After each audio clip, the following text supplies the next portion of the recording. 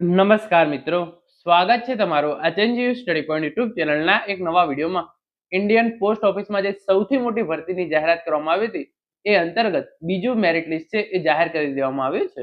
તો આજના આ વિડીયોની અંદર આપણે જોઈશું કે બીજું મેરિટ લિસ્ટ છે એ તમે કેવી રીતે ચેક કરી શકો છો, કેટલા ટકાવાળા વિદ્યાર્થીઓનું બીજા મેરિટ લિસ્ટની અંદર સિલેક્શન થયું છે, કુલ કેટલા વિદ્યાર્થીઓનું એટલે કે કુલ કેટલા ઉમેદવારોનું સિલેક્શન થયું છે, અને અંતમાં આપણે જોઈશું કે ત્રીજું મેરિટ લિસ્ટ છે એ ક્યારે જાહેર કરવામાં આવશે અને તમારે કેટલા ટકા હશે તો ત્રીજા મેરિટ લિસ્ટની અંદર તમારું નામ આવવાના ચાન્સીસ રહેશે.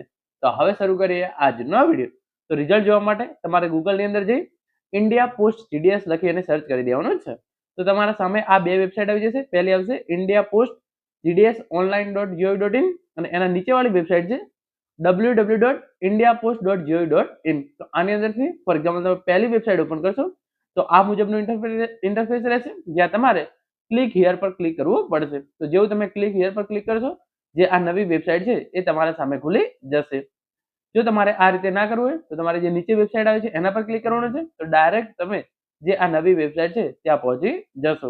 તો અહીંયા તમારે નીચે સ્ક્રોલ કરવાનું છે અને અહીંયા તમે જોઈ શકો છો નીચે તમને આપવામાં આવેલું છે શોર્ટ લિસ્ટેડ કેન્ડિડેટ્સ શેડ્યુલ 1 જાન્યુઆરી 2026.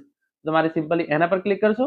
જે પણ રાજ્ય માટે તમે જે છે ફોર્મ ભરેલું છે એ સિલેક્ટ કરવાનું છે. તો આપણે ગુજરાત કરીશું અને અહીંયા તમે જોઈ શકો છો પહેલું મેરિટ લિસ્ટ જાહેર કરવામાં આવ્યું હતું અને હવે સપ્લિમેન્ટરી લિસ્ટ 2 એટલે કે બીજું મેરિટ લિસ્ટ છે એ જાહેર થઈ ગયું છે. તો બીજું મેરિટ લિસ્ટ જાહેર થઈ ગયું છે.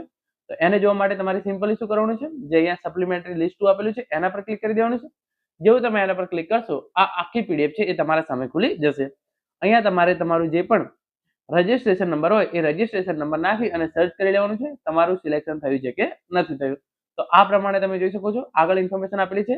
Government of India, ministry of communication, department of post, GDS online engagement schedule 1 January 2026 Gujarat circle list 2.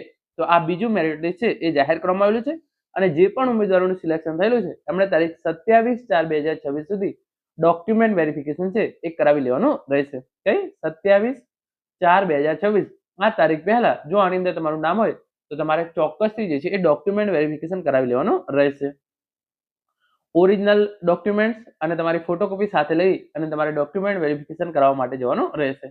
કેટલા ટકાવાળાનું સિલેક્શન થયું છે, કેટલા ઉમેદવારોનું સિલેક્શન થયું છે એ આપણે હવે વિગતવાર જોઈએ. તો તમે જોઈ શકો છો જનરલ કેટેગરીની અંદર 95%, 96%, 94%. આ રીતે ઈડબ્લ્યુએસ કેટેગરીની અંદર 96%, એસટી કેટેગરીની અંદર 88%. અમદાવાદનું મેરિટ જનરલી હાઈ રહેતું હોય છે. તો અહીંયા તમે જોઈ શકો છો જનરલ કેટેગરીની અંદર 94 થી તમારે 96 જેટલા ટકા હોય, ઓબીસી ની અંદર 94%, એસટી ની અંદર તમારે 85+ હોય તો આની અંદર જે છે એ સિલેક્શન થયેલું છે આ મેરિટ લિસ્ટની અંદર.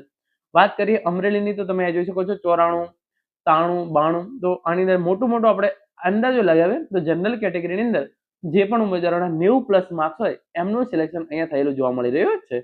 દરેક જિલ્લાની વાત છે. બનાસકાંઠાની અંદર તમે જોઈ લો ઓબીસી 91, જનરલ 93, ઓબીસી 91, એસટી ના જે છે એ 85% સિલેક્શન થયેલું છે. તો આ પ્રમાણે તમે જોશો મોટું તો જનરલ કેટેગરીની અંદર 90+, ઈડબ્લ્યુએસ કેટેગરીની અંદર પણ મોટામાં મોટું 90+ માર્ક્સ વાળા ઉમેદવારોનું સિલેક્શન થયેલું જોવા મળે છે.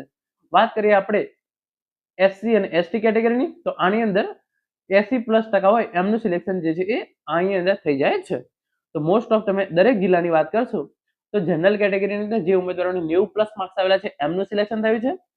ઓબીસી અને ઈડબ્લ્યુએસ કેટેગરીની અંદર પણ જે ઉમેદવારોને 90+ આવેલા છે એમનું સિલેક્શન થયું છે.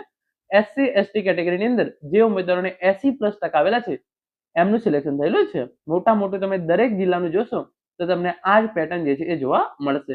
હવે વાત કરીએ કુલ કેટલા ઉમેદવારોનું સિલેક્શન થયું છે તો એના માટે તમે અહીંયા જોઈ શકો છો છેક આપણે એન્ડમાં આવી ગયા છીએ અને અહીંયા તમે નીચે આવીને જોશો તો કુલ 869 ઉમેદવારોને ડોક્યુમેન્ટ વેરિફિકેશન માટે બોલાવવામાં આવેલા છે અને તારીખ 10/4/2026 ના રોજ આ સેકન્ડ મેરિટ લિસ્ટ છે એ જાહેર કરવામાં આવેલું છે.